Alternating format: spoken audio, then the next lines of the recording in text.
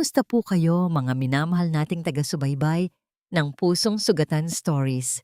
Sana ay nasa mabuti kayong kalagayan ngayong araw. Ako po si Clara at muli tayong maglalakbay sa isang kwento ng pag-ibig, sakit at pagbangon na tiyak tatatak sa inyong mga puso. May mga sugat na mas masakit pa sa anumang hiwa sa katawan. Ito ang mga sugat na likha ng pagtataksil ng pagmamahal na pinaglaruan.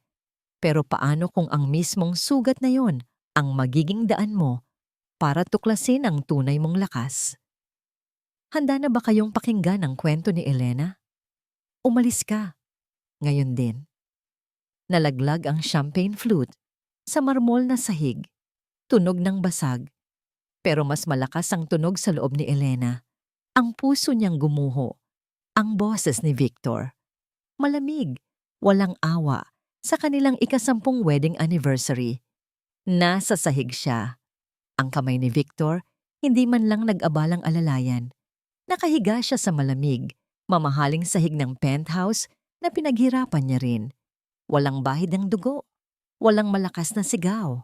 Tanging ang matalim na hapdi sa kanyang likod at sa kanyang kaluluwa.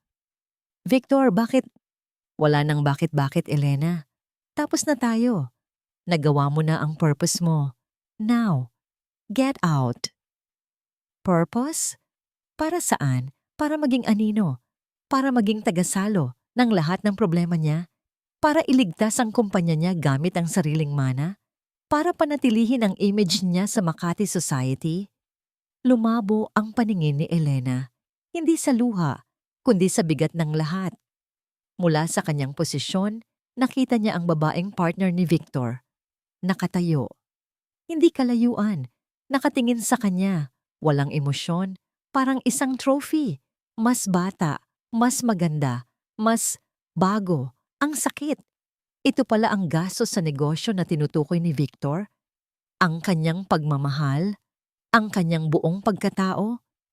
Kinaumagahan. Hindi alam ni Elena kung paano siya nakatulog o kung nakatulog ba talaga. Nagising siya sa tunog ng malakas na katok sa pinto. Si Victor. May kasamang isang bodyguard at isang maliit na maleta. 5 minutes, labas ka na, Ska.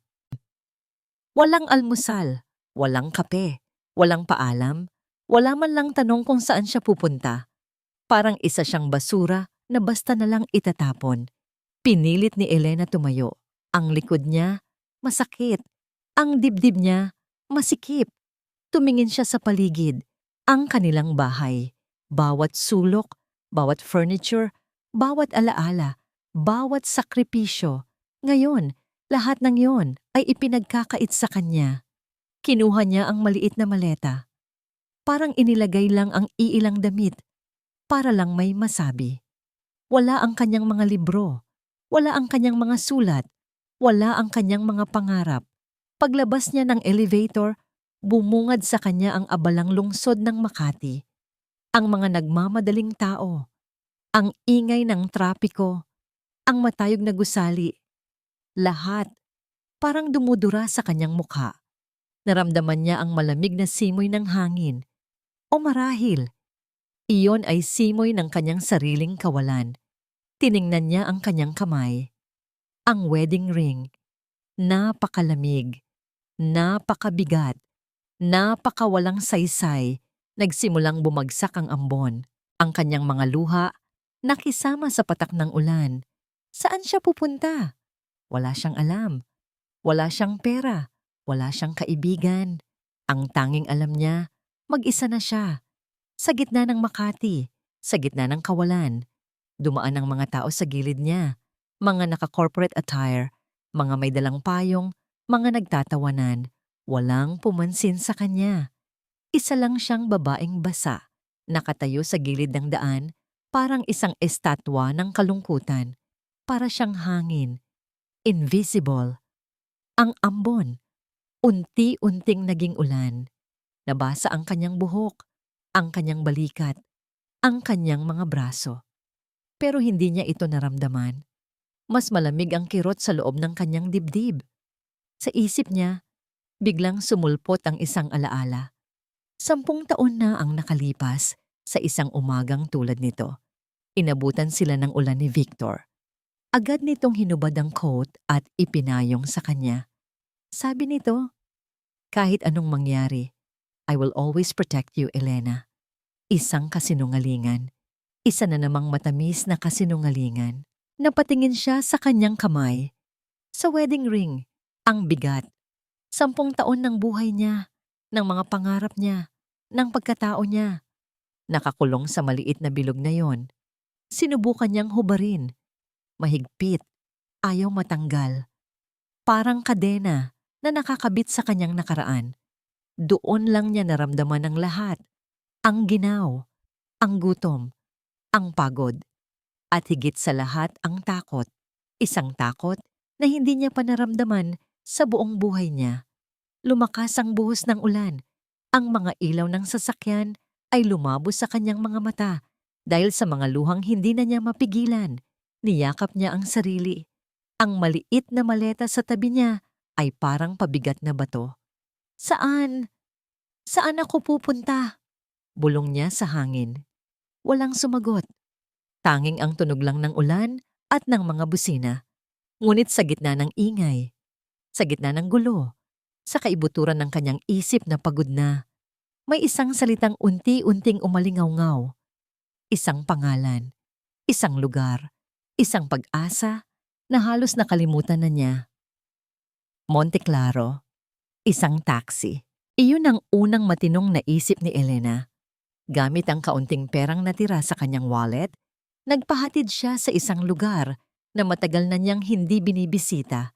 Isang lugar na sabay niyang kinatatakutan at inaasahan. Ang lumang mansyon ng mga Monteclaro sa labas ng Makati. Habang papalapit ang taxi, parang bumibigat ang hangin. Ang matatayog na pader na bato, ang malaking gate na bakal, lahat ay pamilyar. Ngunit ngayon, parang banyaga. Ito ang tahanang tinalikuran niya 10 taon na ang nakalipas. Para sa pag-ibig, para kay Victor. Bumaba siya ng taxi, hawak ang maliit na maleta. Ang bawat hakbang papunta sa gate ay parang may hila-hilang kadena. Huminga siya ng malalim bago pinindot ang intercom. "Sino yan?" Isang boses ng kasambahay. "Si Pondim, si Elena po." Katahimikan. Pagkatapos ng ilang sandali, bumukas ang gate. Dahan-dahan, parang isang bibig na nag-aatubiling magsalita. Pagpasok niya, bumungad sa kanya ang hardin. Ang mga halaman ay mas luntian. Ang mga puno ay mas matatayog. Pero ang hangin, ganoon pa rin. May amoy ng lumang kahoy, ng basang lupa, at ng disiplina. Sa dulo ng daanan, sa may malaking pinto ng mansyon, nakatayo ang isang matandang lalaki. Matikas, diretso ang tindig. Ang buhok ay puti na, pero ang mga mata, matalas pa rin, parang agila. Si Don Leandro Monteclaro, ang kanyang ama. Hindi siya ngumiti, hindi siya kumaway. Tiningnan lang siya nito mula ulo hanggang paa, ang basang damit, ang maliit na maleta, ang mga matang namumugto. Nakarating si Elena sa harap ng kanyang ama. Yumuko siya, kinuha ang kamay nito, at nagmano. Isang kilos ng paggalang na matagal na niyang hindi ginagawa. Malamig ang kamay ni Don Leandro, o baka kamay lang niya ang nanginginig. Inaasahan ni Elena ang sermon, ang tanong. Ang galit, pero wala. Tinitigan lang siya ng kanyang ama. Isang titig na tumatagos hanggang sa kaluluwa. Isang titig na parang sinasabing, "Alam ko na." "Pumasok ka," sabi nito sa wakas. Boses na kalmado pero may bigat. Sumunod si Elena. Ang loob ng bahay ay tulad pa rin ng dati. Tahimik, malinis. Ang mga muebles, antigo pero alagang-alaga. Sa isang mesa sa gilid, nakita niya ang isang picture frame. Larawan niya noong bata pa siya. Nakangiti, katabi ang kanyang ama. Sa larawan, may ngiti rin sa mga labi ni Don Leandro. Isang ngiti na hindi na niya nakita pa sa loob ng 10 taon. "Magbihis ka. May damit ka pa sa dati mong kwarto." Utos ng ama niya. bago ito tumalikod at naglakad papunta sa kanyang library. Umakyat si Elena sa hagdanan. Bawat baitang parang isang taon na lumipas. Pagbukas niya ng pinto ng dati niyang kwarto, parang huminto ang oras. Ang kama niya, ang study table, ang bookshelf na puno ng mga libro, lahat parang naghihintay lang sa kanyang pagbabalik. Naligo siya at nagbihis. Isang simpleng bestida na naiwan niya noon. Pagbaba niya, nakita niya ang kanyang ama sa library, nakaupo sa paborito nitong silya, nagbabasa ng dyaryo. Tumayo si Elena sa harap niya, naghihintay. Dito na siguro. Ang mga tanong. Ang paninirmon. Ibinaba ni Don Leandro ang dyaryo. Tinitigan siyang muli. Umiyak ka na ba ng husto? Tanong nito. Tumango si Elena. Opo. Tapos ka na bang magmukmok? Nag-alinlangan si Elena. Tumango ulit. Mabuti. Tumayo si Don Leandro. Naglakad ito palapit sa kanya. Akala ni Elena ay yayakapin siya, pero huminto ito sa harap niya. Ang mga mata nila magkalebel. Hindi kita kailangang iligtas, Elena. Ang mga salita, parang sampal, pero may kasunod. Kailangan mong tandaan kung sino ka. Dugo ng Monteclaro ang nananalaytay sa'yo. Hindi ka anino ng kahit sino. Iyon lang. Pagkatapos, tumalikod na ito at bumalik sa pagbabasa. Pero ang mga salitang iyon, tumatak sa isip ni Elena. Hindi payo, hindi sermon, isang paalala, isang hamon. Dugo ng Monteclaro. Tumingin si Elena sa labas ng bintana. Ang hardin na dati ay parang kulungan. Ngayon, parang isang lugar kung saan pwedeng magsimulang muli. Ang bahay na dati ay tinalikuran. Ngayon, parang isang kanlungan. Hindi pa niya alam kung ano ang gagawin. Hindi pa niya alam kung paano. Pero sa unang pagkakataon, mula kagabi, naramdaman niya ang isang bagay na iba sa sakit at takot. Isang maliit na ningas. Ang ningas ng pag-asa. Lumipas ang mga araw sa loob ng mansyon ng Monteclaro na parang tubig, tahimik, malamig, at walang tigil sa pag-agos. Walang nagtanong kay Elena tungkol sa nakaraan. Walang kumausap sa kanya tungkol sa hinaharap. Ang bawat umaga ay nagsisimula sa isang tahimik na almusal kasama ang kanyang ama, na laging nakatutok sa business section ng dyaryo. Ang katahimikan ay nakakabingi noong una. Ngayon, nagsisimula na itong maging isang espasyo para sa kanya. Isang blankong papel na pwede niyang sulatan. Isang hapon, dahil sa wala nang magawa, napadpad si Elena sa lugar na pinakainiiwasan niya noon, ang library ng kanyang ama. Ito ang kaharian ni Don Leandro. Ang mga pader ay napapalibutan ng mga libro mula sahig hanggang kisame. May amoy ng lumang papel at katad. Ito ang mundo ng kapangyarihan, ng mga numero, ng mga batas. Ang mundong ginamit ni Victor para tapakan siya.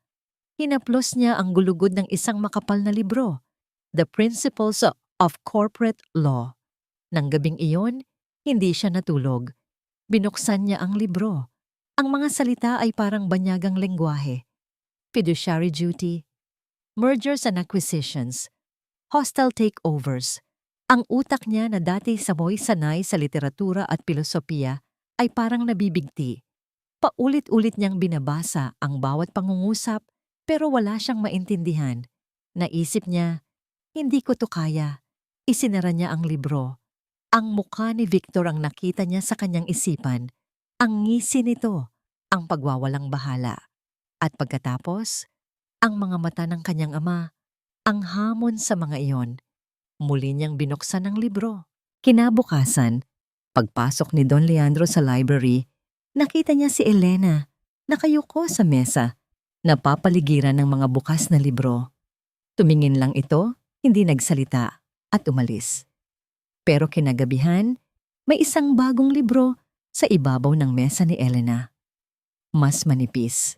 Ang pamagat, Business Law for Beginners. Iyon ang naging routine nila. Araw-araw, mag-aaral si Elena. Gabi-gabi, may iiwan ang kanyang ama na isang libro o isang article Mula sa dyaryo na may bilog na pulang tinta, na parang isang secret message. Hindi sila nag-uusap tungkol dito, pero sa bawat pahinang binabasa ni Elena, nararamdaman niyang may nagbabago sa loob niya. Ang sakit ay unti-unting napapalitan ng kaalaman. Ang luha ay napapalitan ng determinasyon. Isang gabi, habang naghahapunan, biglang nagsalita si Don Leandro habang nakatingin sa dyaryo. Isang hangal na leveraged buyout. Normal lang na hindi tutugon si Elena. Pero ngayon, iba na. Hindi po ito hangal kung ang layunin nila ay i-strip ang assets ng kumpanya at hindi ito patakbuhin long-term. Sagot ni Elena, hindi inaalis ang tingin sa kanyang plato. It's a classic hostile takeover strategy, kahit na risky. Natahimik ang buong silid. Ibinaba ni Don Leandro ang kanyang dyaryo. Dahan-dahan, tinitigan niya si Elena. Isang mahabang sandali. Walang galit, walang pagpuri, tanging sorpresa. Inaasahan ni Elena ang isang mahabang diskusyon, pero ang sinabi lang ng kanyang ama ay, ipasa mo ang asin. Pero sapat na yon. Sa titig na yon, nakita ni Elena ang isang bagay na 10 taon niyang hinanap kay Victor at hindi nakita. Pagkilala, recognition.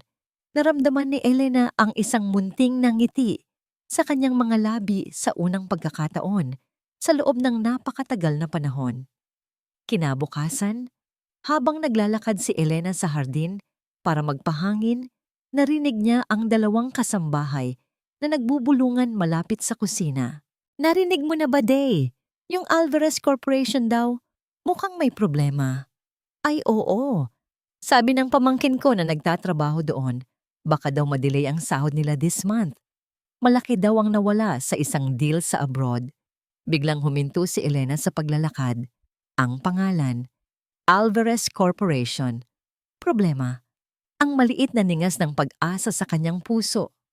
Biglang lumaki, naging apoy. Isang apoy na hindi lang para mabuhay, kundi para lumaban. Hindi na sapat ang mga libro. Hindi na sapat ang mga teorya. Ang balitang narinig ni Elena tungkol sa Alvarez Corporation ay parang gasolinang ibinuhos sa apoy na nagsisimula nang lumaki sa loob niya. Kailangan niya ng totoong impormasyon. Gamit ang luma niyang laptop, sinimulan niyang magsaliksik. Online search, public records, news archives, lahat ng pwede niyang mahanap tungkol sa kumpanya ni Victor. Bilang tagatago ng mga libro nito sa loob ng 10 taon, kahit hindi opisyal, alam niya ang pasikot-sikot ng pera. At ngayon, habang tinitingnan niya ang mga numerong para sa publiko, may nararamdaman siyang mali. The numbers don't add up. May mga butas, may mga anino sa likod ng bawat transaksyon. Pero para maintindihan ang mga aninong yon, kailangan niya ng tulong propesyonal. Kailangan niyang maintindihan ang batas. Naglakas loob siyang bumalik sa Makati. Hindi bilang asawa ni Victor Alvarez, kundi bilang isang ordinaryong mamamayan na naghahanap ng kaalaman. Ang kanyang sadya, isang malaking law firm na may library na bukas para sa legal research. Habang nakatayo sa harap ng tore ng salamin at bakal, bumalik ang pamilyar na pakiramdam. Ang pakiramdam na maliit siya, na hindi siya kabilang. Huminga siya ng malalim. Inalala ang mga salita ng kanyang ama at pumasok sa loob. Ang labi ay malamig at abala. Mga abogadong nagmamadali, mga kliyenteng mukhang mayayaman. Dumiretso siya sa law library, isang silid na mas tahimik pa sa library ng kanyang ama. Nagtago siya sa isang sulok, naghahanap ng mga libro tungkol sa corporate fraud. Habang abala siya sa pagbabasa, isang boses mula sa labas ng library ang pumukaw sa kanyang atensyon. Isang halakhak, pamilyar, napakakilala. Dahan-dahan siyang sumilip mula sa siwang ng bookshelf. Papalabas mula sa isang conference room ang isang grupo ng mga lalaking naka-corporate attire. At sa gitna nila ay siya, mas matangkad na ngayon, naka-dark suit. Mas seryoso ang mukha, pero nandoon pa rin ang pamilyar na kislap sa kanyang mga mata kapag nagsasalita. Hindi na siya ang binatang carefree na kasama niyang nangangarap sa ilalim ng puno ng akasya sa campus. Isa na siyang ganap na lalaki. Matagumpay. Si Marco, ang kanyang unang pag-ibig. Agad siyang nagtago sa likod ng isang malaking bookshelf. Ang puso niya'y kumakaripas ng takbo. Narinig niya ang boses ni Marco. Mas malalim na ngayon, mas may awtoridad, habang kausap ang isang kliyente. Passionate, kumbinsido. Ang parehong passion na naminahal niya noon. Trust your instincts. If something feels wrong, it probably is, sabi ni Marco sa kausap. Nang marinig niya ang mga yabag na papalapit, mabilis siyang yumuko, nagkunwaring may hinahanap na libro sa pinakamababang shelf. Dumaan si Marco at ang mga kasama nito sa harap niya. Hindi siya nakita. Nang mawala na sila, sumandal si Elena sa bookshelf. Nanginginig ang mga kamay. Bakit? Bakit ngayon pa? Bakit dito? Pagkatapos ng 15 taon. Ang mga alaala ay bumuhos na parang baha. Ang mga pangako, ang mga pangarap, at ang masakit na paghihiwalay. Mabilis niyang inayos ang sarili at lumabas ng gusali. Gulong-gulo ang isip. Ang nakaraan at ang kasalukuyan ay biglang nagbanggaan sa isang paraan na hindi niya inaasahan. Pag-uwi niya sa mansyon, dumiretso siya sa kanyang kwarto. Kailangan niyang alisin sa isip si Marco. Kailangan niyang mag-focus. Sa paghahanap ng makakapitan, binuksan niya ang nag-iisang maleta na dala niya. Sa ilalim ng mga damit, may isang maliit na kahon. Nandoon ang iilang alaala na naisalba niya. Mga lumang litrato, isang kwintas, ilang sulat. Habang hinahalongkat ang mga ito, may nahawakan siyang isang nakatuping papel. Isang lumang dokumento. Binuksan niya ito. Isang deed of assignment para sa isang pautang sa bangko. Isinasaad dito na ang isang ari-arian na nakapangalan sa kanya ay ginamit bilang collateral. Nandoon ang pangalan niya at ang pirma niya. Pero hindi niya matandaan na pinirmahan niya ito. Kailanman. Isang malamig na kaba ang gumapang sa kanyang likuran. Ang pirma ay mukhang kanya, pero ang alaala, blanko. Ang dokumentong yon, ang pirma na yon, hindi ito maalis sa isip ni Elena. Araw-araw, tinititigan niya ito. Sinusubukang alalahanin kung kailan at paano niya ito pinirmahan. Pero wala. Isang malaking blanko. Ang tanging nararamdaman niya ay isang lumalaking hinala na parang lason na kumakalat sa kanyang sistema. Naging mas maigting ang kanyang pag-aaral. Hindi na lang mga libro sa library ng kanyang ama ang kanyang binabasa. Nag-enroll siya sa isang online seminar. Isang maikling kurso tungkol sa Forensic Accounting and Document Examination. Isang paksa na hindi niya aakalaing papasukin niya sa buong buhay niya. Sa seminar, itinuro ng lecturer ang iba't ibang paraan ng pamimeke. Forgery, trace signatures, digital manipulation. Habang ipinapaliwanag ng instructor ang mga subtle signs of a forged signature, ang biglaang paghinto ng panulat, ang hindi natural na kurbada, ang inconsistent na pressure. Parang nanlalamig ang buong katawan ni Elena. Hawak ang isang magnifying glass na hiniram niya mula sa opisina ng kanyang ama. Sinuri niyang muli ang pirma sa dokumento at doon niya nakita. Isang maliit, halos hindi mapansing pagtigil ng tinta sa dulo ng letrang A sa kanyang pangalan. Isang detalye na hindi mapapansin ng ordinaryong mata, pero para sa kanya, sa mga oras na yon, ang maliit na patak ng tinta na yon ay sumisigaw ng katotohanan. Hindi ito totoo. Pinirata ito. Ang hinala ay naging katotohanan. Ang sakit ay naging galit. Isang malamig at tahimik na galit. 10 taon ng pagtitiwala. 10 taon ng pagmamahal. Lahat ginamit laban sa kanya. Hindi lang pala siya anino. Isa siyang kasangkapan. Isang pangalan sa papel na pwedeng gamitin para sa pansariling interes. Kailangan niya ng mas maraming ebidensya.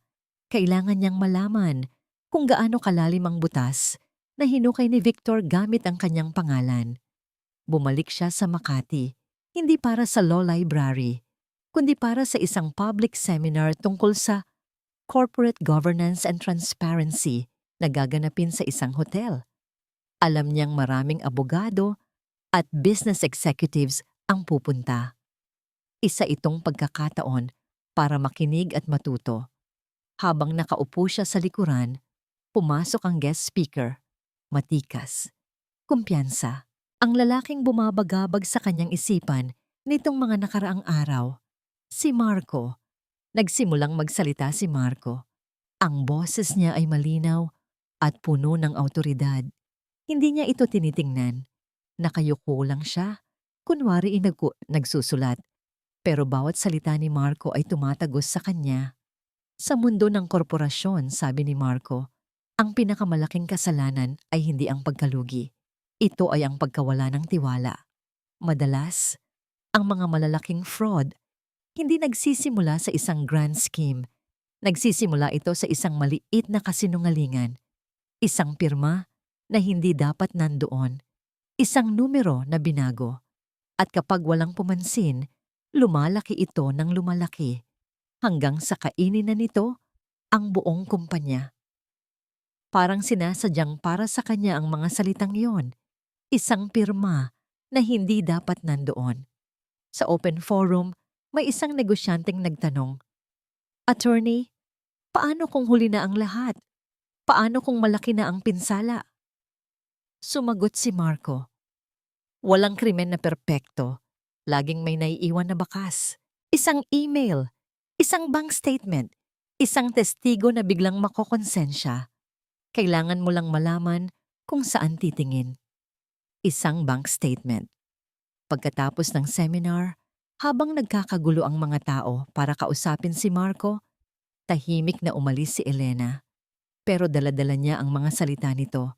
Isang susi, isang direksyon. Kailangan niyang makita ang mga bank statement ni Victor. Pero paano? Kinagabihan, habang pinipilit niyang isipin kung paano, tumunog ang kanyang laptop. Isang email notification. Mula sa isang email address na hindi pamilyar. Isang string ng mga numero at letra. Ang subject, para sa'yo. Nag-atubili siyang buksan. Baka isang virus, baka isang scam.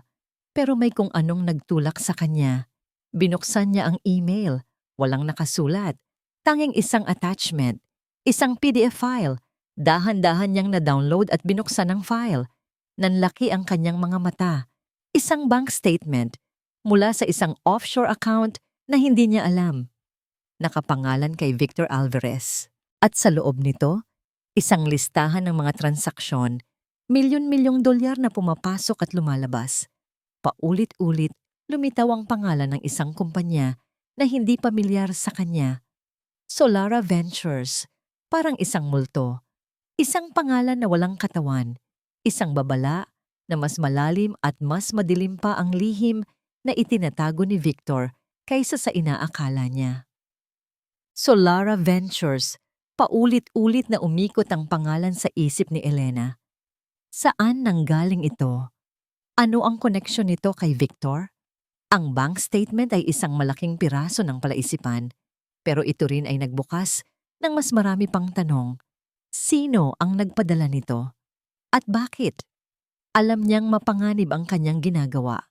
Ang mga numerong nakita niya ay hindi biro. Ito ay mundo ng malalaking tao at malalaking pera. Isang maling galaw at maaari siyang mapahamak. Pero ang takot ay napalitan na ng isang matinding determinasyon. Hindi na ito tungkol lang sa sakit ng nakaraan. Ito ay tungkol sa katarungan. Sa tulong ng mga natutunan niya online, sinimulan niyang i-trace ang Solara Ventures. Isa itong shell company. Isang kumpanyang umiiral lang sa papel, nakarehistro sa isang maliit na isla sa Caribbean na kilala bilang isang tax haven. Walang opisina, walang empleyado, tanging isang pangalan na ginagamit para itago ang daloy ng pera. Ito ang ginagamit ni Victor para maglaban ng pera o para itago ang mga kickback mula sa mga deal. Habang mas lumalalim ang kanyang investigasyon, Mas nagiging maingat si Elena. Gumagamit siya ng public wifi, ng mga encrypted na koneksyon. Bawat kilos niya ay kalkulado. Natutunan niyang maging anino, isang bagay na kinamumuhuyan niya noon. Pero ngayon ay ginagamit niya bilang sandata. Isang araw, nakatanggap siya ng imbitasyon sa email. Isang art exhibit and charity auction na inorganisa ng isa sa mga dati nilang kaibigan sa Alta Sociedad. Noong una, binalak niyang huwag pansinin. Tapos na siya sa mundo ng pagkukunwari at mga peking ng mangiti. Ngunit nang makita niya ang listahan ng mga major sponsor, nandoon ang pangalan ng isa sa mga bangkong kasosyo ni Victor. Ito ay isang pagkakataon. Isang pagkakataon para makinig, para magmasid. Sa tulong ng isa sa mga lumang gown na naiwan niya sa mansyon at kaunting alahas na bigay ng kanyang yumaong ina, dumating si Elena sa event. Pagpasok niya, lahat ng ulo ay lumingon. Ang dating Mrs. Alvarez biglang nagpakita pagkatapos ng ilang buwang pagkawala. Nakita niya ang mga bulungan, ang mga mapanuring tingin. Nginitian niya lang sila, isang matamis at misteryosong ngiti. Habang naglalakad siya, may bumati sa kanya. Elena? Lumingon siya. Si Marco. Nakatayo sa harap niya. Mas gwapo sa malapitan. May hawak na wine glass. Ang mga mata niya, puno ng gulat. At isang bagay pa na hindi niya mabasa. Marco, sagot niya. Sinubukang panatilihing kalmado ang kanyang boses. It's been a long time. 15 years, sabi ni Marco na parang binibilang niya ang bawat araw. You look different, stronger. Maraming nagbabago sa loob ng 15 taon. Sagot ni Elena, isang matalim na pahiwatig sa kanilang nakaraan. Nag-usap sila. Mga pabalatbungang tanong. Kumusta ka na?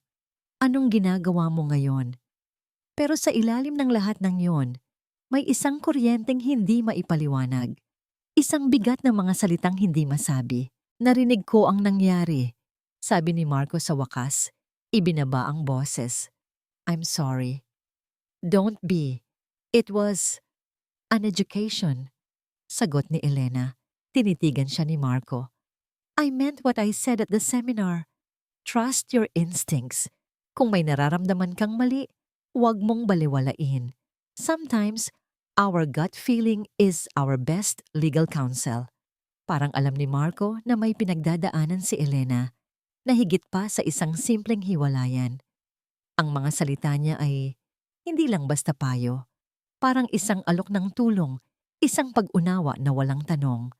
Sa isang iglap, gusto sanang sabihin ni Elena ang lahat.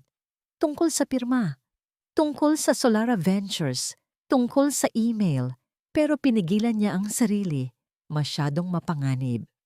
Thank you, Marco. I'll remember that, sabi niya lang. Nagpatuloy ang gabi. Nagmasid si Elena. Nakita niya kung paano kausapin ng mga bank executive si Victor na nandoon din pala. May halong paggalang pero may bahid ng pag-iwas. Naririnig niya ang mga bulungan tungkol sa financial troubles ng Alvarez Corp. Ang lahat ng nakikita niya ay nagpapatunay sa kanyang mga natuklasan. Bago siya umuwi, nilapitan siya ni Marco. Elena, mag-iingat ka, sabi nito. Ang mga mata ay seryoso. Ang mundong ito, masalimuot.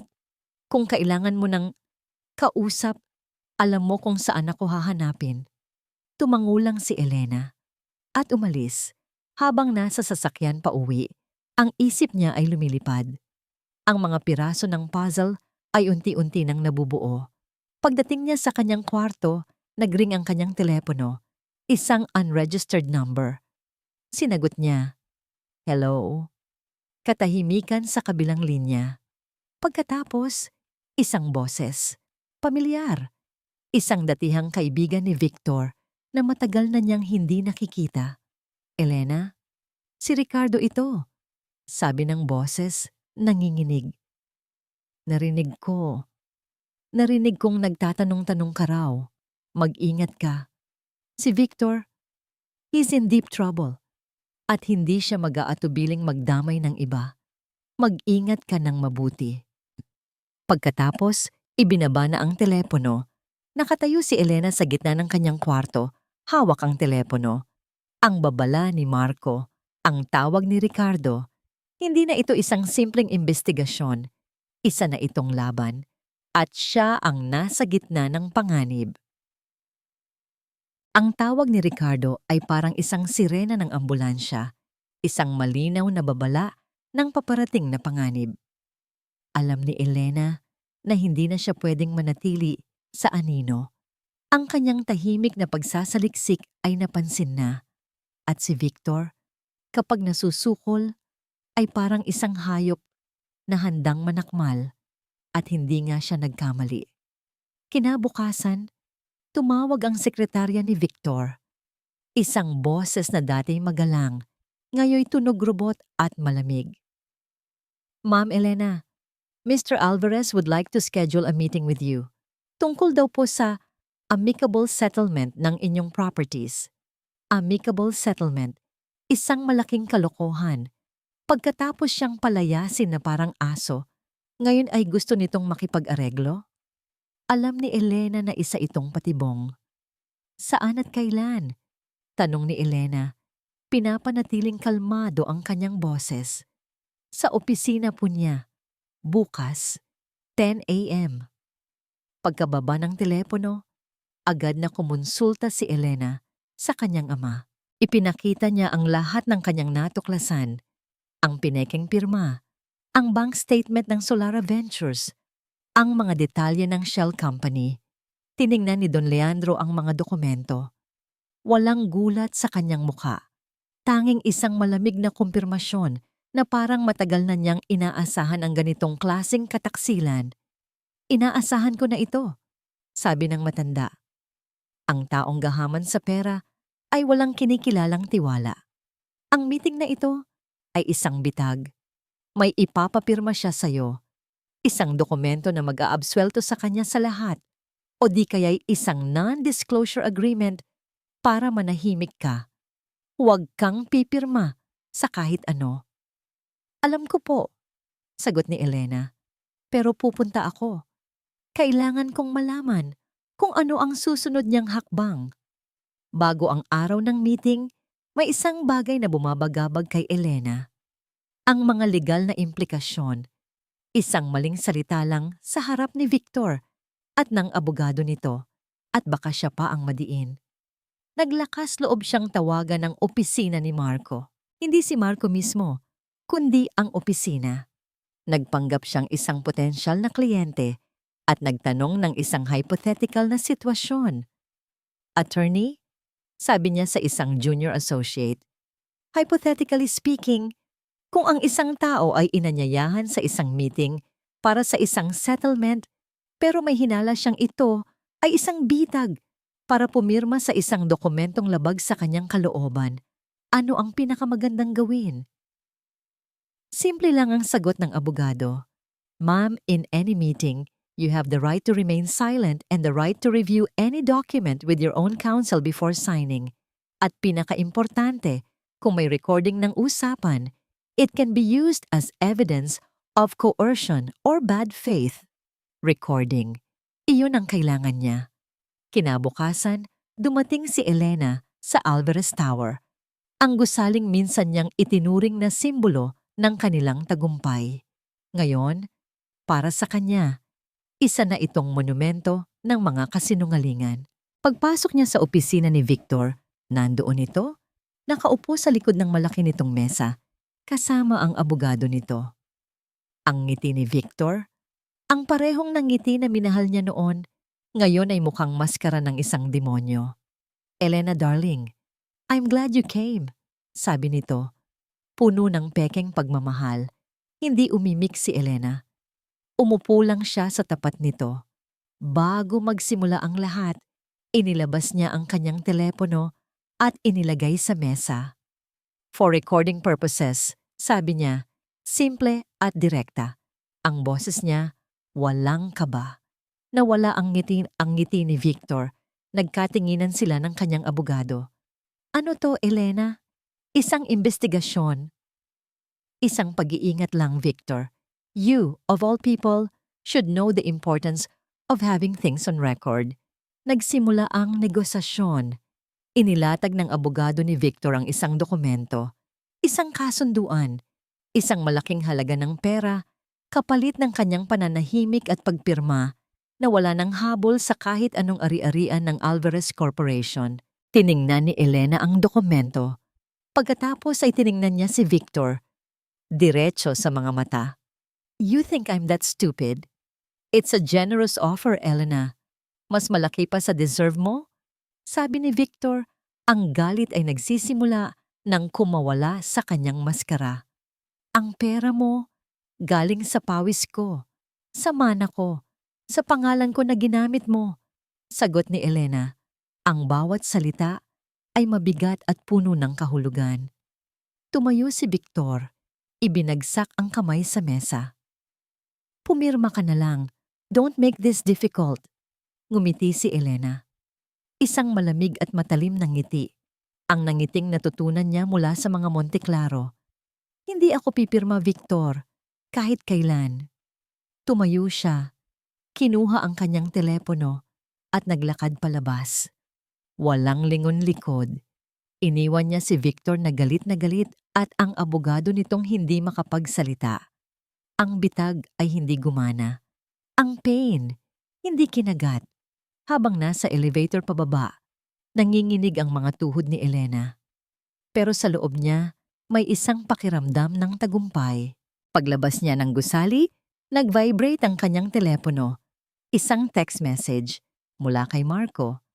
Ang laman ng text, "Are you okay? I heard something unsettling." Napatigil si Elena sa gitna ng daan.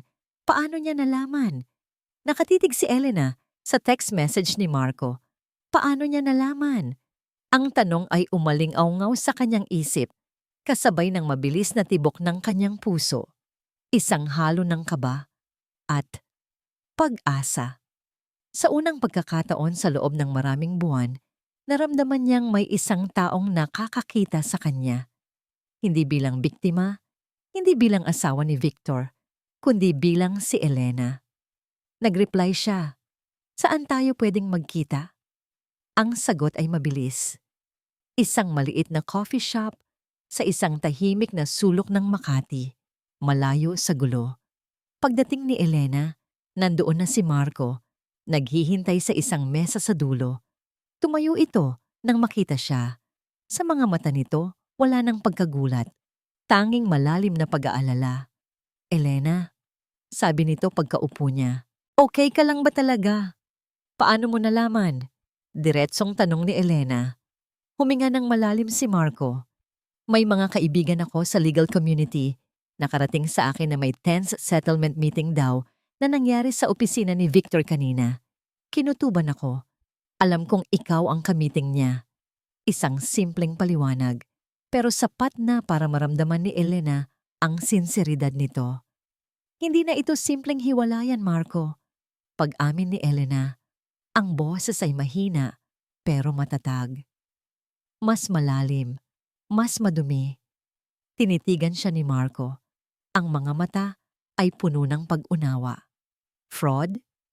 Bahagyang nagulat si Elena sa direktang tanong. Tumango siya. "I knew it," bulong ni Marco. Ang pagbagsak ng isang negosyo na kasing laki ng kay Victor, hindi nangyayari overnight. May ginawang mali. At ikaw ang ginamit niya. Hindi ito tanong, isa itong statement. Sa mga sandaling iyon, sa harap ng lalaking minsan niyang minahal, gumaan ang bigat na pasan-pasan ni Elena. Ang pagkakaroon ng isang taong nakakaintindi nang hindi niya kailangang ipaliwanag ang lahat ay isang napakalaking ginhawa. Nag-usap sila tungkol sa nakaraan. Inamin ni Marco ang kanyang pagkakamali, ang kanyang pagiging duwag noon. Humingi siya ng tawad. Tinanggap ito ni Elena. Ang sugat ng kahapon ay nagsimula nang maghilom. "Kung ano man ang plano mo, Elena, nandito ako," sabi ni Marco bago sila maghiwalay. "Huwag kang mag-atubiling tumawag. Hindi ka nag-iisa dito." Ang mga salitang iyon ay nagbigay kay Elena ng lakas na kailangan niya Para sa huling hakbang, hindi na siya naghahanap ng paghihiganti. Ang gusto niya ay pagtatapos. Closure. Kinagabihan, ginulat ni Victor ang buong mansyon nang bigla itong sumulpot sa gate. Nagwawala. Sumisigaw. Gusto siyang makausap. Sa halip na magtago, sinabi ni Elena sa mga guard na papasukin ito. Hanggang sa hardin lang. Lumabas siya para harapin ito. Sa ilalim ng malamlam na ilaw ng buwan, nandoon si Don Leandro, tahimik na nakamasid mula sa bintana ng library. Wala na ang pekeng ngiti ni Victor. Ang mukha niya ay puno ng desperasyon at galit. Ano ang gusto mo, Elena? Pera? Sabihin mo kung magkano. Umiling si Elena. Hindi pera ang kailangan ko sa'yo, Victor. Ano? Ano pa ang gusto mong kunin sa akin? Kinuha mo na ang mga kliyente ko. Sinisira mo ang pangalan ko. Hindi ako ang sumisira sa'yo, Victor. Ikaw. Ikaw ang sumisira sa sarili mo. Doon, sa malamig na hangin ng gabi, inilabas ni Elena ang kanyang mga baraha. Solara Ventures, sabi niya. Napatigil si Victor.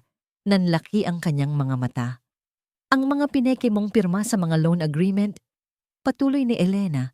Ang boses ay kalmado, pero bawat salita ay parang punyal. Ang mga offshore accounts sa Caribbean, ang milyon-milyong dolyar na tinago mo habang sinasabi mong nalulugi ang kumpanya.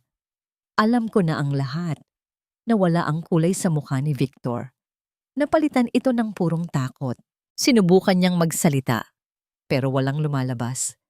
Tapos ka na, Victor, sabi ni Elena. Ang boses ay pinal na. Hindi ako ang dapat matakot. Ang panahon mo ay tapos na.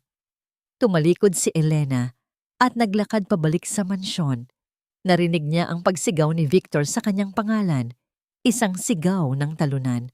Hindi na siya lumingon. Ang malaking pinto ng mansyon ay sumarado sa likuran niya na parang isang tuldok sa dulo ng isang mahabang pangungusap. Sa loob ng kanyang kotse sa labas ng gate, nanginginig sa galit si Victor. Kinuha niya ang kanyang telepono at nagdial. Hanapin niyo siya, sabi niya sa kausap sa kabilang linya. Ang boses ay naging lason. Hindi siya pwedeng magsalita sa mga pulis. Gawin niyo ang lahat para patahimikin siya, kahit anong paraan. Hindi niya alam. Sa loob ng mansyon, hawak din ni Elena ang kanyang telepono. Nag-type siya ng isang salita at ipinadala ito kay Marco. Ngayon, ang salitang ngayon na ipinadala ni Elena ay hindi lang isang text message. Isa itong signal. Ang simula ng katapusan, ang plano na binuo nila ni Marco sa tulong ng impluwensya ni Don Leandro ay isasagawa na. Kinabukasan, sumabog ang balita. Hindi sa chismis, kundi sa front page ng pinakamalaking business newspaper sa bansa. Isang investigative report, detalyado, puno ng ebidensya. Alvarez Corp. Involved in massive fraud and money laundering scheme. Kasabay nito, nag-file si Marco ng kasong sibil at kriminal laban kay Victor Alvarez sa ngalan ni Elena Monteclaro. Ang mga kaso? Forgery, qualified theft, at economic abuse. Pero hindi pa tapos si Victor. Desperado na siya. Gamit ang natitira niyang pera at impluwensya, sinimulan niya ang kanyang huling at pinakamaduming atake. Isang black propaganda campaign laban kay Elena. Pinalabas niya sa mga tabloid at social media na si Elena ay isang disgruntled ex-wife na naghihiganti lang, isang gold digger na gustong sirain ang isang taong self-made. Pinalabas niyang si Elena ang may kinalaman sa mga ilegal na transaksyon nang makita ni Elena ang kanyang mukha sa isang maruming tabloid na may headline na asawang mapagsamantala. Naramdaman niya ang pamilyar na kirot. Ang kahihiyan, ang hiya. Sa isang iglap, gusto niyang magtago. Pero tumawag si Marco. Huwag kang maniwala dyan, Elena. Part of the playbook iyan ng mga guilty. Huwag kang bibigay. At tumawag din ang kanyang ama. Ang pangalang Monteclaro ay hindi nadudungisan ng putik na ibinabato ng iba. Sabi ni Don Leandro. Harapin mo sila. Doon, nakuha ni Elena ang lakas na kailangan niya. Hindi na siya ang babaeng tatakbo at magtatago. Sa payo ni Marco, nagpatawag sila ng sarili nilang press conference. Sa lobby ng Monte Claro Holdings, isang lugar na sumisimbolo sa kanyang bagong kapangyarihan, dumating si Elena, hindi mukhang biktima. Nakasuot siya ng isang simpleng business suit. Ang kanyang tindig, diretso. Ang kanyang mukha kalmado. Sa tabi niya, si Marco. Hindi bilang tagapagligtas, kundi bilang isang matatag na suporta. Sa likuran, nakatayo ang anino ni Don Leandro, isang tahimik na pagpapatunay ng kanyang buong suporta. Humarap si Elena sa mga kamera at mikropono. "My name is Elena Monteclaro." Panimula niya, ang boses ay malinaw at hindi nanginginig. "For 10 years, I lived as Mrs. Alvarez. In those 10 years, I was a silent partner, a financial manager, and a believer in a man who built his empire on my trust and my family's resources. Today, I am no longer silent." Isa-isa niyang ipinakita ang mga ebidensya, ang kopya ng mga pekeng pirma, ang daloy ng pera papunta sa Solara Ventures, ang mga bank statement. Hindi siya emosyonal, hindi siya nagdrama, inilatag lang niya ang malamig at matigas na katotohanan. Hindi po ito kwento ng isang sawi sa pag-ibig na naghihiganti. Pagpapatuloy niya, tinitingnan ng bawat kamera. "This is a story of injustice, at hindi ako papayag na ang kasinungalingan ang mananaig." Isang reporter ang nagtanong, "Pero paano niyo po masasagot ang mga alegasyon na kayo rin ay sangkot dito?" Bago pa man makasagot si Marco, umiling si Elena at ngumiti. Isang ngiti na puno ng kumpiyansa. "Hindi ako isang biktima," sabi niya. Ang boses ay biglang naging puno ng kapangyarihan. "Ako ang hustisya." Ang mga salitang iyon ay parang kulog na yumanig sa buong silid. Pagkatapos ng press con, bumagsak ang lahat para kay Victor. Ang mga natitirang partner niya ay bumitaw na. Ang bangko ay nag-freeze ng kanyang mga account. Nag-issue ang korte ng whole departure order. Nasukol na siya. Gabi-gabi, ipinapalabas sa news ang kanyang mukha. Ang mukha ng isang taong bumagsak mula sa tuktok. Isang gabi, habang pinapanood ni Elena ang balita sa TV, nagring ang kanyang telepono. Si Victor. Sinagot niya ito. "Elena." Ang boses ni Victor sa kabilang linya ay basag, puno ng pagsisisi. O marahil, pagsisisi na nahuli siya. "Patawarin mo ako. Please." Natahimik si Elena. May isa pa akong kasalanan sa'yo, Elena. Isang bagay na hindi mo alam," sabi ni Victor, humihikbi. Yung pagkalaglag ng panganay sana natin. Noon, hindi iyon aksidente. Nanigas si Elena. Ang isang alaala na matagal na niyang ibinaon sa limot. Ang pagkahulog niya sa hagdan, 5 taon na ang nakalipas, na sinabi ni Victor na dahil lang sa pagiging clumsy niya, biglang bumalik. Anong sinasabi mo?" "Kasosyo ko ang nagtulak sa'yo, Elena. Inutusan ko siya para takutin ka lang, para pumirma ka sa isang kontrata. Hindi ko sinasadyang mawala ang bata." Ang telepono ay nalaglag mula sa kamay ni Elena. Ang hangin ay nawala sa kanyang mga baga. Ang sahig ay parang gumuho sa ilalim ng kanyang mga paa. Ang sakit na naramdaman niya sa gabi ng anibersaryo nila, wala iyon. Kumpara sa sakit na dumurog sa buong pagkatao niya sa mga sandaling iyon. Ang kanyang anak. Hindi lang siya ninakawan ni Victor ng pera at pangarap. Ninakaw din nito ang kanyang anak. Ang pag-amin ni Victor ay isang bombang sumira sa lahat ng natitirang pader na binuo ni Elena sa paligid ng kanyang puso. Ang galit, ang puot, ang sakit, lahat ay bumalik, 100 beses na mas matindi. Hindi na ito tungkol sa pera o sa panloloko. Ito ay tungkol sa isang buhay na ipinagkait. Sa loob ng ilang araw, ikinulong ni Elena ang sarili sa kanyang kwarto. Ang tagumpay sa korte at sa media ay nawalan ng kulay, walang saysay. Paano niya ipagdiriwang ang hustisya kung ang pinakamalaking krimen ay ngayon lang niya nalaman. Si Marco at si Don Leandro ay laging nasa labas lang ng kanyang pinto, nag-aalala. Pero binigyan nila siya ng espasyo.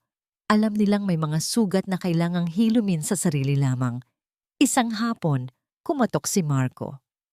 Elena, may dala akong isang bagay para sa'yo. Binuksan ni Elena ang pinto. Sa kamay ni Marco, may isang maliit na box. Sa loob nito, isang maliit na sapatos ng sanggol, gawa sa puting sinulid. Nahanap ko to sa mga gamit na iniwan mo sa dati nating apartment noon. Mahinang sabi ni Marco, tumutukoy sa panahong sila pa. Naaalala mo? Binili mo to. Sabi mo, para sa pangarap mo. Tinitigan ni Elena ang sapatos, ang alaala ng isang pangarap na matagal na niyang kinalimutan. Ang pangarap na magkaroon ng pamilya bago pa man dumating si Victor. Bigla, ang mga luhang ilang araw niyang pinigilan ay bumuhos na parang agos ng ilog. Umiyak siya. Umiyak siya para sa nawalang anak, para sa nawalang pangarap, para sa sarili niyang nawala sa loob ng 10 taon. Niyakap siya ni Marco, isang yakap na hindi nagtatanong, isang yakap na nakikiramay.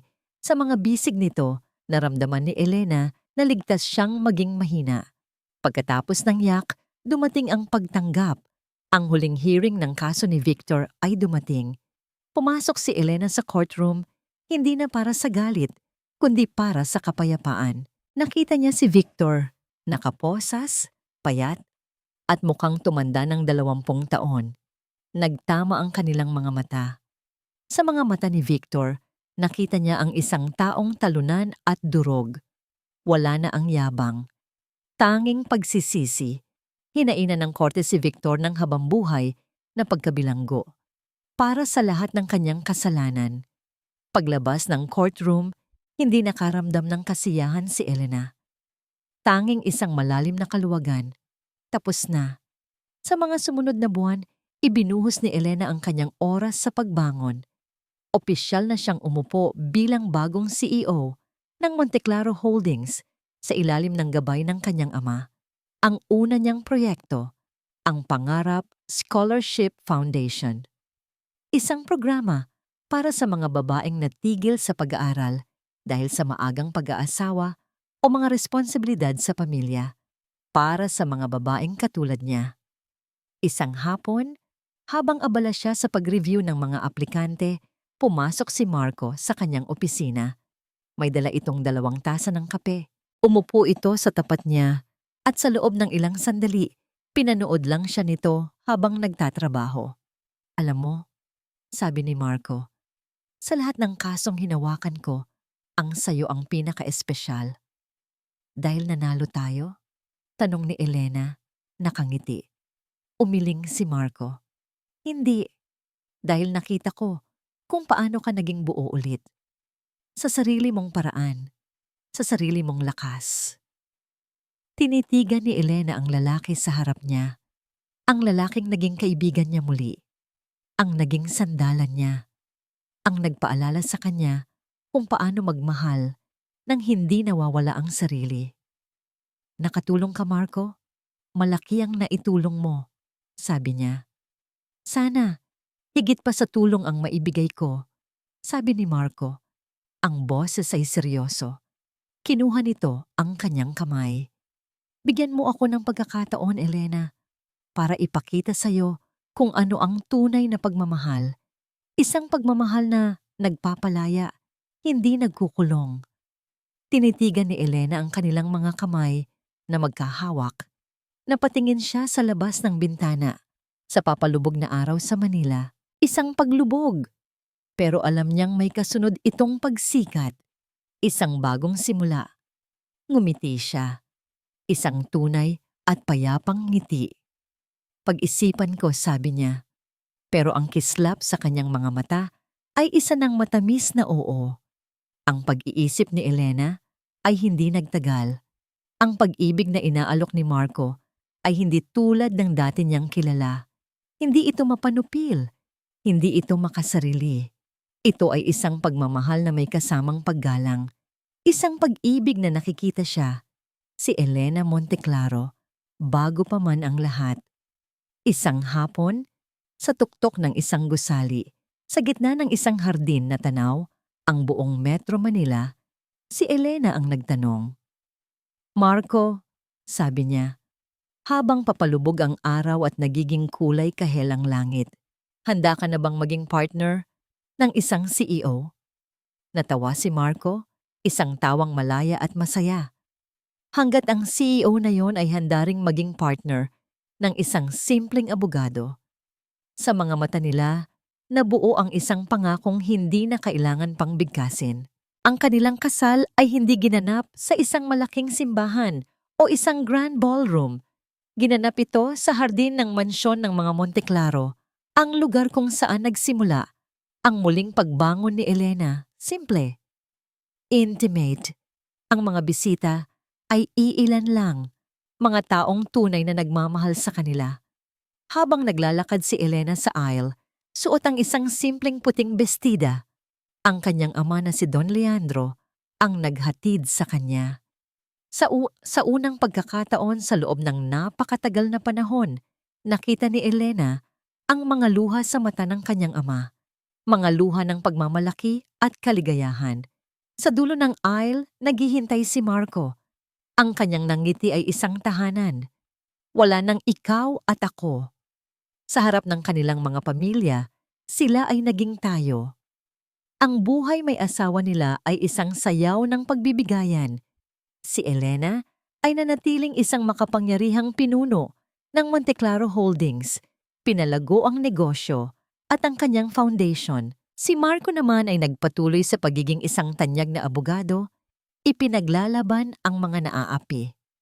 Sila ay dalawang buong tao na piniling maglakad ng magkasama, hindi para kumpletuhin ang isa't isa, kundi para suportahan ang mga pangarap ng bawat isa. Sa bilangguan, si Victor ay nagsimula sa kanyang mahabang sentensya. Paminsan-minsan, naririnig ni Elena ang balita tungkol dito. Nagtatrabaho raw ito sa library ng kulungan, tinuturuang magbasa ang ibang mga bilanggo. Isang maliit na paraan, marahil ng pagbabayad puri. Hindi na ito mahalaga kay Elena. Ang kanyang hinaharap ay mas maliwanag kaysa sa anumang anino ng nakaraan. Isang araw, habang namamasyal sila ni Marco sa tabing dagat, pinanood nila ang paglipad ng mga saranggola. "Masaya ka ba, Elena?" tanong ni Marco. Tumingin si Elena sa asul na kalangitan, sa malayang paglipad ng mga saranggola. Hinawakan niya ang tiyan niyang medyo umuumbok na. Ngumiti siya. Higit pa sa masaya, buo. Epilogue. 5 taon ang lumipas. Ang Pangarap Scholarship Foundation ay isa na sa mga pinakarespetadong charity sa bansa. Nakatulong na sa libu-libong kababaihan na bumuo muli ng kanilang mga pangarap. Si Elena Monteclaro ay hindi na lang kilala bilang isang magaling na CEO, kundi bilang isang inspirasyon, isang simbolo ng katatagan at pag-asa. Sa isang maliit at maaliwalas na bahay na may tanawin ng karagatan, tumatakbo ang isang 4 na taong gulang na batang lalaki, humahabol sa alon. Ang tawa niya, musika sa pandinig. "Leo, dahan-dahan lang," sigaw ni Elena habang natatawa. "Hayaan mo siya, ma," sabi ni Marco habang inaakbayan ng kanyang asawa. "Mana sa'yo, matapang." Pinanood nila ang kanilang anak, si Leandro, na buong tapang na hinaharap ang bawat alon na dumarating. Paminsan-minsan, naiisip pa rin ni Elena ang kanyang nakaraan.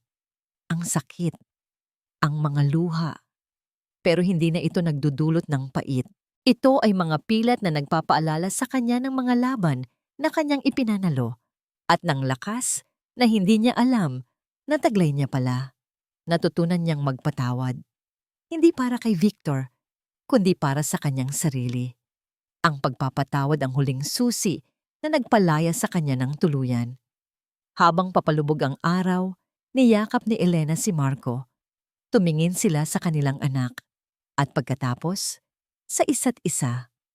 Ang kwento ni Elena Monteclaro ay hindi nagtapos sa paghihiganti. Hindi rin ito nagtapos sa pag-ibig. Nagpatuloy ito. Isang kwento ng isang babaeng nadapa, nasugatan, pero buong tapang na bumangon. Isang babaeng natutong ang tunay na kapangyarihan ay hindi sa paghawak, kundi sa pagpapalaya. At ang tunay na pag-ibig ay nagsisimula sa pagmamahal sa sarili. Ang kanyang pusong sugatan ay naghilom na. At ngayon, ito ay tumitibok ng mas malakas at mas matatag kaysa dati para sa isang bagong simula na puno ng pag-asa at walang katapusang posibilidad. At dito nagtatapos ang kwento ni Elena Monteclaro, isang kwento ng pusong minsang nasugatan, ngunit muling natutong magmahal at tumibok ng buong buo. Maraming salamat. Mula sa kaibuturan ng aking puso, maraming salamat sa inyong pananatili at pakikinig hanggang sa huling sandali ng ating paglalakbay. Habang isinusulat ko ang kwentong ito, hindi ko maitago na may mga pagkakataong kailangan kong huminto, lalo na sa eksenang inamin ni Victor ang tungkol sa kanilang nawalang anak. Ramdam ko ang bawat patak ng luha ni Elena, ang bigat sa kanyang dibdib. Dahil ang kwentong ito, bagamat isang likhang isip, ay hinabi mula sa mga hibla ng totoong sakit, totoong katatagan, at totoong pag-asa na aking nasaksihan. Lahat tayo, sa iba't ibang paraan, ay may kanya-kanyang sugat. May mga pangarap na binitawan, may mga tiwalang sinira. Ngunit tulad ng isang munting binhi na kailangang mabasag para tumubo, minsan, ang ating mga puso ay kailangang masugatan para matuklasan ang tunay nitong lakas. Nais kong iwan sa inyo ang isang tanong. Kung ikaw si Elena, sa kabila ng lahat ng sakit, sa kabila ng buhay na ninakaw, kaya mo bang magpatawad? Nais kong marinig ang inyong saloobin. Ibahagi ninyo sa comment section sa ibaba kung ano ang inyong naramdaman. Huwag kalimutang i-like ang video na ito at ibahagi sa inyong mga kaibigan kung naantig nito ang inyong puso. Muli, ako ang inyong kaibigan, nag-iiwan ng isang paalala. Bawat paglubog ng araw ay may kasunod na pagsikat. Hanggang sa muli, nating pagkikita sa susunod na kwento. Ang kwentong, ang pagsikat pagkatapos ng dilim ay isang orihinal na likha ng Pusong Sugatan Stories. Akin, ang inyong tagapagsalaysay, Clara.